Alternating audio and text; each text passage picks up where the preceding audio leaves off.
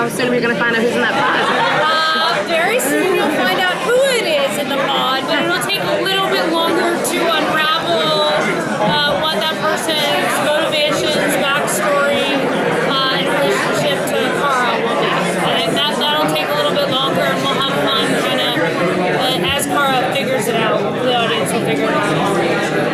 In the first season of the show, it seems like you were trying to keep the continuity with the film universe and sort of limbo or mistake. You never showed Superman. What led to the that really wasn't about. I think DC has made it quite clear that there's a film universe and a television universe.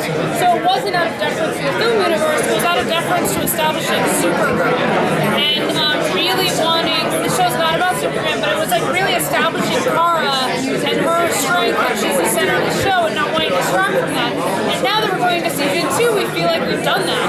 And it's so clearly her show, she's so clearly equal to Superman, that now we felt like we could bring him in.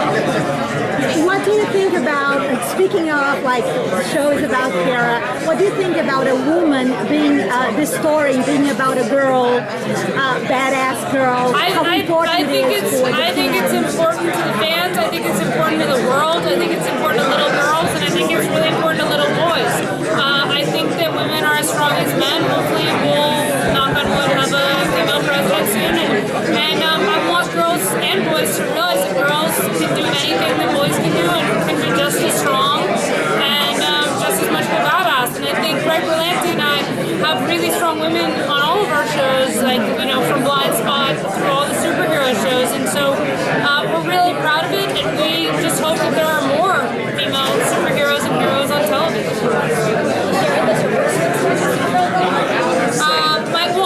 I grew up still to this day, my absolute favorite superhero movie is Dick Donner's Superman movies, and so in terms of Supergirl, I don't think that growing up, I love superheroes, but Supergirl wasn't sort of as prominent. It didn't seem like a tier 1 choice, and I think a lot of little girls, and myself included, grew up having to kind of align ourselves with male heroes, and now I think it's so awesome that girls don't have to do that. It doesn't mean they can, but it's just nice that they can have people that are at the same level as. And so it's, in my mind, girl is not, I think Kat Grant handles that really well in the pilot, but, you know, it's more in the spirit of Kathleen Hanna and Riot Girls to say that we're taking girl back. It's not a less than. How is it to bring Linda Carter into? Oh my god, it's so fun. We've wanted to have her involved for a while, and I think all the shows, especially Andrew Kreisberg, one of the co-creators, is maybe the biggest nerd, and so these are the kind of things that give him such a huge thrill. But for all of us, we're so excited to have her. How is it going to work with Kat? I mean, Kat Grant for me was inspirational. I loved Felicity. Like, he was a powerful woman, which she had to, and with feelings and everything. And how is it going to work now that you guys are filming Messenger? And is she she's still going to be on the show. I think that you'll see less of her, but it's also quite natural because Cara has a different, she's sort of moving up in the world. And so, you know, she wouldn't have, like, being Kat's assistant, she sees Kat all the time. And now I think, as she's moving in and exploring other kind of work opportunities at Catco, you'll probably see less of it. And also, I think Kat has been inspired by what she witnessed in season 1, and it changes her. But you'll still have, she still will be quite the sharp-tongued badass.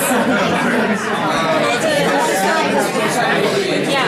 Was delightful, and that it wasn't a crossover where there was like heaviness or angst, but he really was so in awe of her.